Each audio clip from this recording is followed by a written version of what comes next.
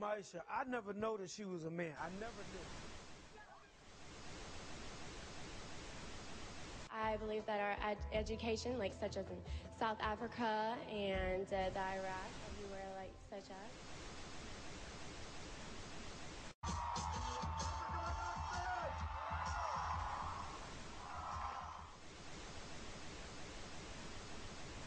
Platform 8 for the 2228-7 service to Eastbourne via Lewis. Please join the first 2. One option, placing a tracking microchip under a service member's skin. Former Special Operations Officer.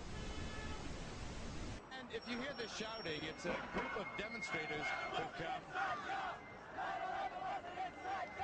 9/11 was an inside job.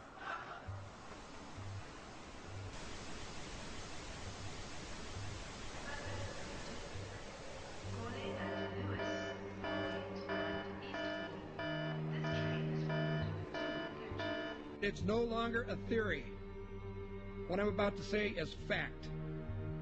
The secret organizations of the world power elite are no longer secret. They have planned and are now leading us into a one-world communist government. Well, there have been extraordinary scenes in Berlin tonight as thousands of people gathered to hear Barack Obama deliver key foreign policy speech on his current European tour. The Democratic presidential hopeful laid out his vision for America's place in a new world order, in a new world order, in a new world order. It's not a new idea. President Bush talked about it back in 1991. It is a big idea, a new world order. President Bush said, and it's a phrase that I often use myself, that we needed a new world order. There's a need for a new world order. I call upon all states to join ranks in order to found the new world order of the 21st century. We have before us the opportunity to forge for ourselves and for future generations a new world order. When we are successful, and we will be, we have a real chance at this new world order. And people talked then, in 1990, of a new world order. And the question for us is how we meet and master all these challenges to ensure that Britain enhances its competitiveness in the process and realizes what I believe is our destiny of success in this new world order. So, in conclusion, ladies and gentlemen, a new world is emerging. It is a new world order with significantly different and radically new challenges for the future. And people better understand that they mean exactly what they're saying. It's a new world order they're trying to create, and they're trying to do so not only without approval or consent of the governed in this country, but despite the popular will. This is a straightforward assault by the elitists in this country. There is a global meltdown coming. It is a global depression, and one world currency and one world financial system is the end game. China said last week they want one global currency. France said yesterday or the day before that they want one world order, a new world order, at the end of this event. Gordon Brown will today call on fellow world leaders to seize the opportunity created by the worldwide economic crisis to create a truly global society. The Prime Minister will use a high-profile speech in the City of London to say that Britain, the US and Europe should join together to create a new, stronger and more just world order.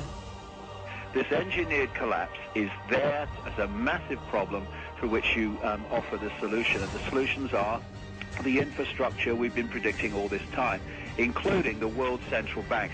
The goal of this manipulation, and has been for a very long time, is to get the world population to see as a good idea, or the only option in given circumstances that are manipulated into place, the creation of a one-world government, a world central bank which would administer all financial transactions on the planet, a world currency, and a microchipped population linked to a global computer. The wealthy elite who have the money and the power know that if they can create a one world global social system, that they can control the central authority.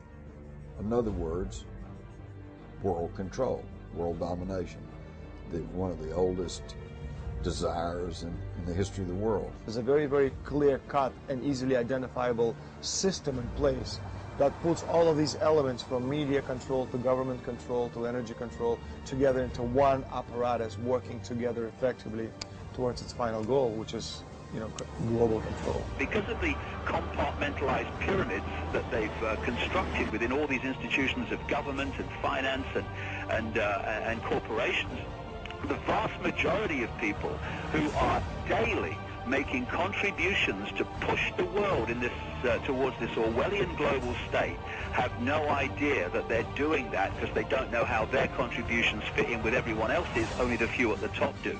Most people don't have a clue that unelected private bankers actually control the governments of the world. There is this like cozy little myth that is perpetuated between politicians and the media. The media report the world as if presidents and prime ministers are the final arbiters and decision makers in the world, which means that the people above the level of presidents and prime ministers that really make the decisions, they're never looked at or exposed by the mainstream media because they're not accepted to exist. The central bankers of the world are working together to create a one-world government. A global police state as sinister as anything George Orwell ever wrote about, where every person on the planet Earth will have an RFID chip implanted. It is the first implantable microchip for humans that has multiple security, financial, and healthcare applications. More than 100 law enforcement officials in Mexico are having microchips implanted in their arms. The chips allow a person to be scanned, sort of like a cereal box at the supermarket. Just like the microchips implanted in the necks of dogs and cats, allowing lost pets to be identified, this glass capsule can do the same for humans. A chip in everybody would be the universal monetary system par excellence, because there'd be no escape from it, and you'd be totally under the control of those who issue the electronic impulses in that chip. The problem throughout human society is that the good men and women do nothing. They don't want power. They don't want control. They want to lead a leisurely life. They want to spend time with their family. They want to lead simple lives. But we are forced throughout society, and throughout history, and throughout human time to stand up against bullies. And many times we stand up before it's too late. And we reverse the course of tyranny. That more often than not, we don't stand up in time, and horrible things have to happen first, so decadent societies learn why liberty and freedom is so precious. If you think you don't like the situation now, then think what you're going to face a little way down the road, and more than anything, think of what your children are going to have to face. Because you think we live in a controlled society now, this is nothing compared with what they are going to have to live in. So in terms of parents who are listening to this information, I would say this: go and look your children in the eyes and tell them that you can't be bothered, or you're too frightened to do anything about it. You're too frightened to get involved, too frightened to get involved in being another conduit for getting this information further and further expanded into the public mind, that you're too frightened to get together with others to stop cooperating with this system and to not be intimidated into coming into line, which is a bit like coming into line in a concentration camp and thinking it will be okay. As long as you stay in line and you do as you're told, you'll be fine. And then you realize at the end of it, well, actually, it ain't fine. And if you'd have all rebelled earlier, then you wouldn't be in the situation you're facing now. The point of mathematics alone ought to let us see where the real power is here. There are billions of people, 6 billion, nearly getting on to 7 billion on this planet, who are being manipulated. There are, in full knowledge of what they're doing, a relative handful of those who are doing the manipulating to the end that we're talking about. They think they've beaten us. They think that they're going to have their way with us. And I'm here to tell them they're not going to have their way with us. We are going to defeat them. You guys aren't going to be able to get away with your New World Order, sir.